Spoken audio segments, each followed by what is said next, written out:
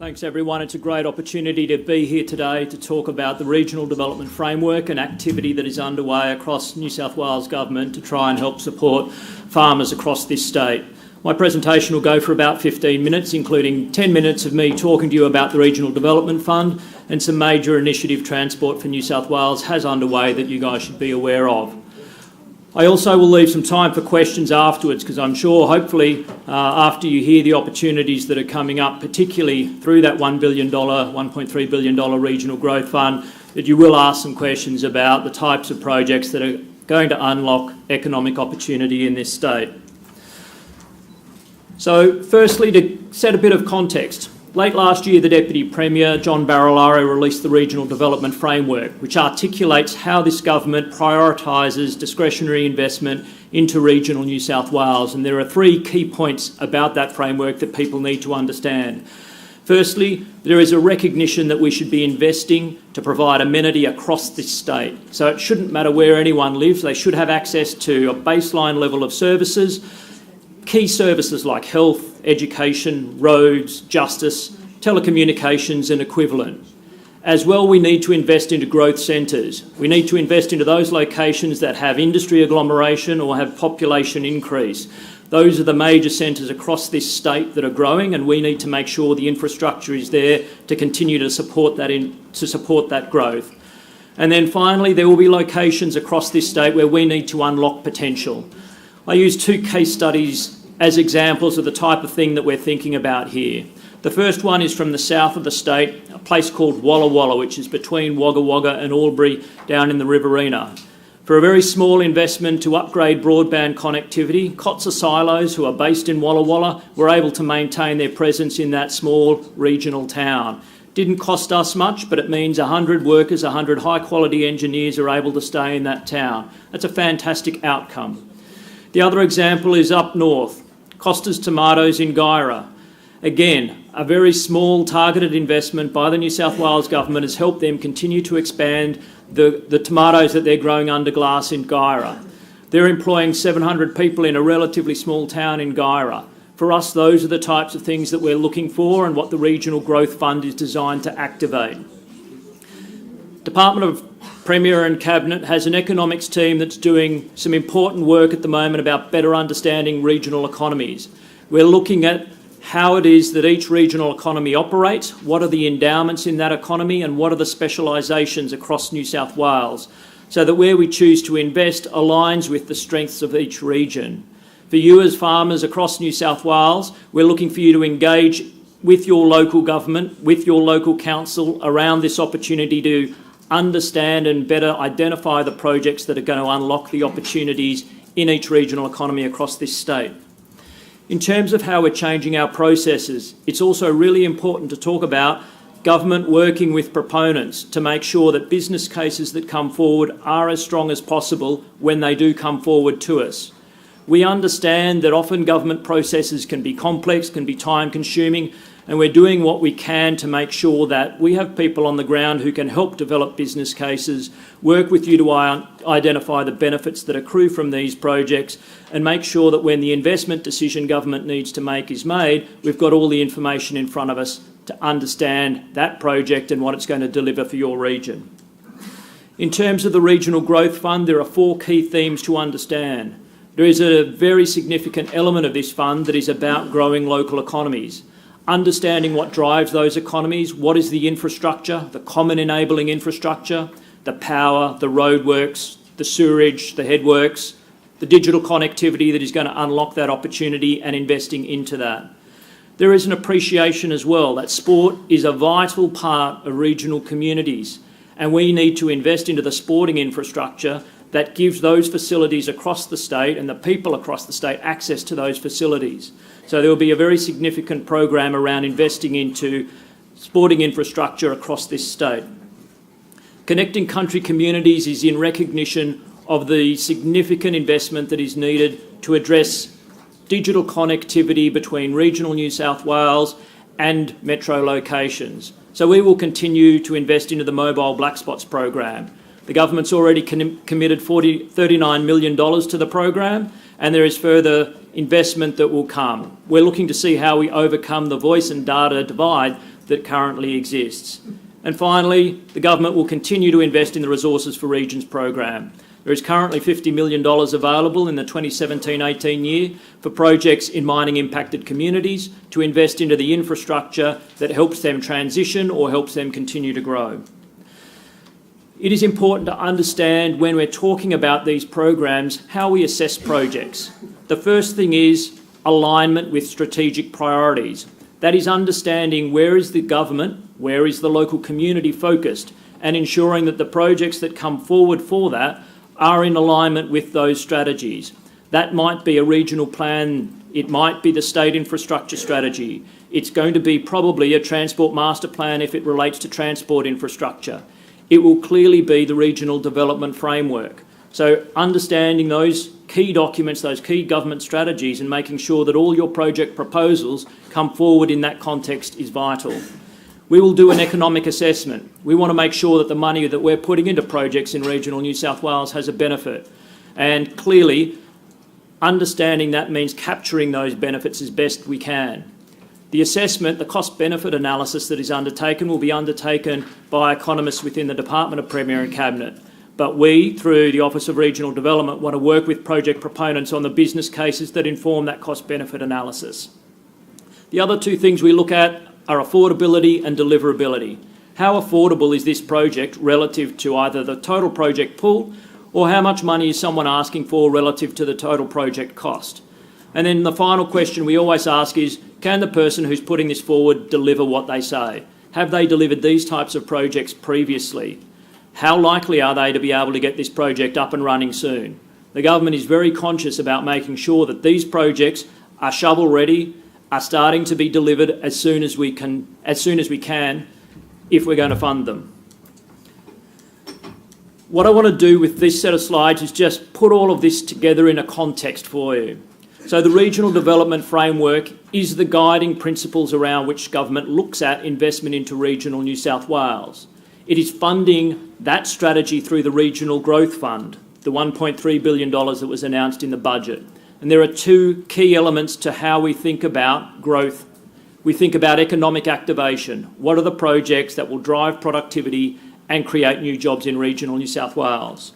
We also understand it is vital to make New South Wales a fantastic place to live, to work and invest. And so we think about the amenity, making sure that all towns across regional New South Wales are great places to live.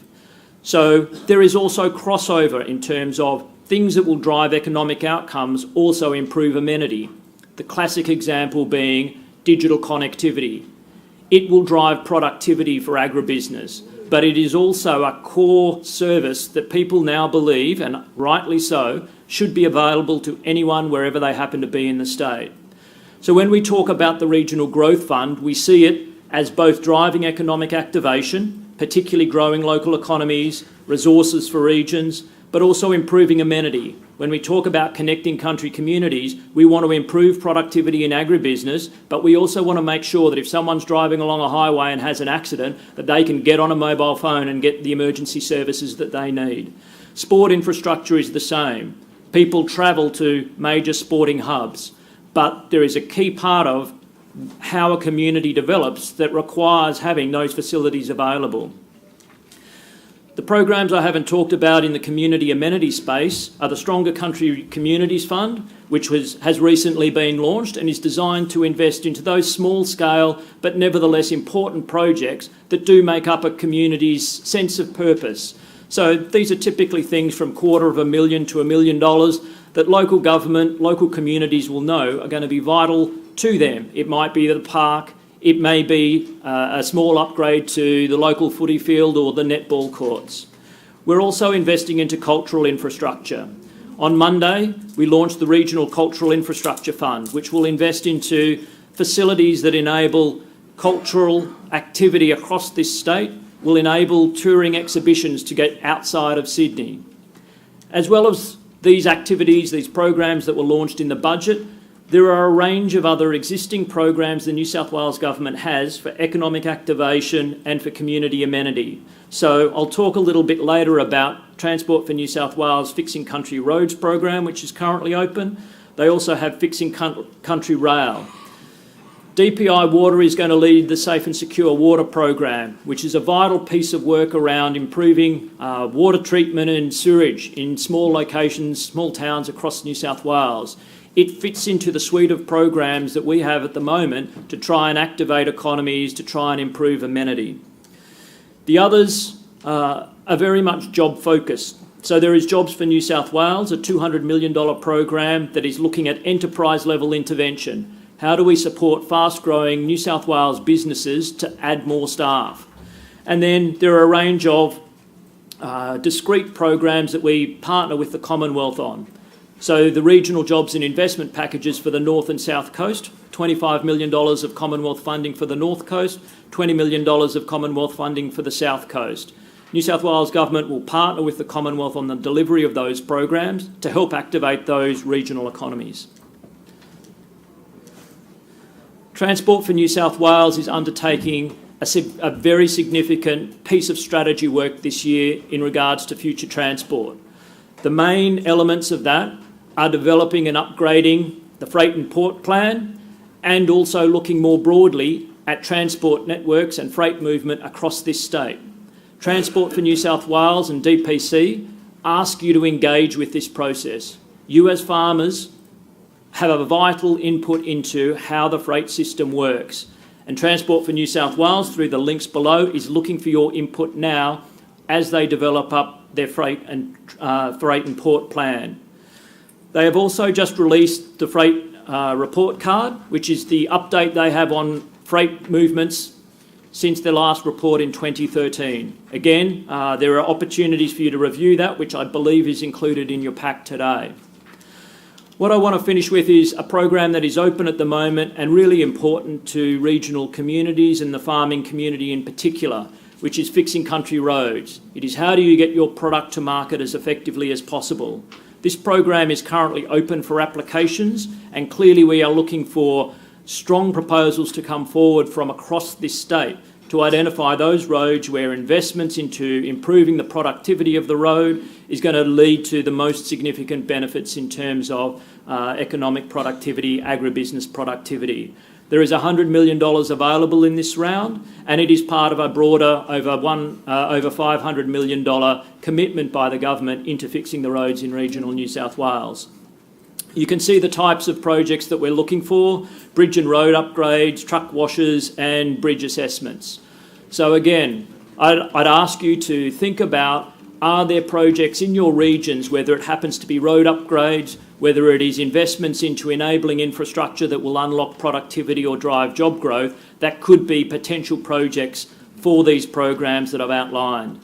I have staff based across New South Wales in 13 offices through the Office of Regional Development. I'd encourage you to engage directly with them about the types of opportunities in your regions and the types of projects that are going to help drive your economies. So with that as a really quick overview, I'm very happy to take questions now, or I might have saved some time because I think we are running a bit behind schedule. We are running a bit behind, but there's a couple of hands going up. So Helen? Yep, you're on. Helen Dalton-Griffith. Thank you for your presentation. My question relates to government bureaucracy. In an effort to receive approval for the Carrathul Bridge, which is near us, near Hay, 34 agencies had to be dealt with. So how is the New South Wales Government going to address the issue of burdening bureaucracy? Many of you may have seen that the Premier appointed a regional infrastructure coordinator, Ken Gillespie, who is the former head of Army. Ken has been travelling across the state to address very much that issue. There is, at this stage, it's fair to say, probably not a shortage of money, but there are projects that are not moving as fast as they could because of issues like that, the number of agencies to be sort of addressed or engaged in every project. Ken has prepared a report which is currently with the Premier for consideration, and I'm sure there'll be activity that comes out of that.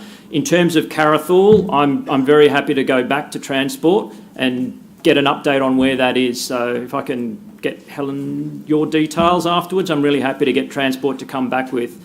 Is that not progressing or...? I think it is progressing, okay. But I think it highlights an issue that we have out in the bush. and also an issue with the different departments, like you're from regional development, in that the other departments are not working together for an end goal, and it's slow. While we wait, we lose financially. It costs us. Right. Thanks. We'll have Wayne and then Max, and that'll be the end of the questions. Wayne Dunford from Executive Council. And following on from Helen, I think quite often I go and represent this association with Australian Logistics Council, other people in the industry on freight and rail, road and rail. And the thing that comes up most of the time is about the first and the last mile. And I would like to put this to you, and I've put it at these meetings, and I don't think that anyone in this room would deny it. With road freight in particular, we are held at ransom for the ability to move our freight in an efficient manner with higher productivity vehicles, simply because of the last mile issue, which is what I want to say to you is not necessarily anything to do with the quality of the road or money need to be spent on a road. And I can give you an example, my area and others, where $3 million has been spent on a bypass, and for the sake of 13 miles on the Newell Highway, the bureaucrats could have put a stroke through a little line and let road trains or B-triples access sale yards and other facilities. It's got nothing to do with the quality of the road. So I'm trying to make the point that a lot of money can be saved by better planning, and I'd like to think that if we can have more input and be taken notice of, we can save a lot of dollars in Western New South Wales coming into the Newell Highway, for example, by letting these vehicles access, which are all registered, are all legal. It's just some bureaucrat says we won't let that one go there and that go there. And it is the biggest inhibitor and a big cost to us. And you can spend all the money you like on those roads. If the rest of the bureaucracy doesn't get their act together and work together and open up these roads to whatever's available at the time within reason, we're just going to spend money, which is basically a waste.